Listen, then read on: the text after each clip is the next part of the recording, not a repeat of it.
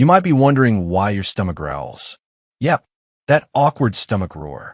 It's called borborygmi, your gut's way of cleaning house or demanding tacos. When your intestines are empty, muscles contract to sweep out leftovers.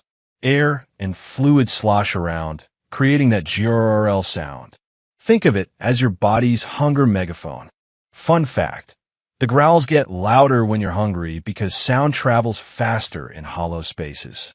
Science says hunger equals drama queen.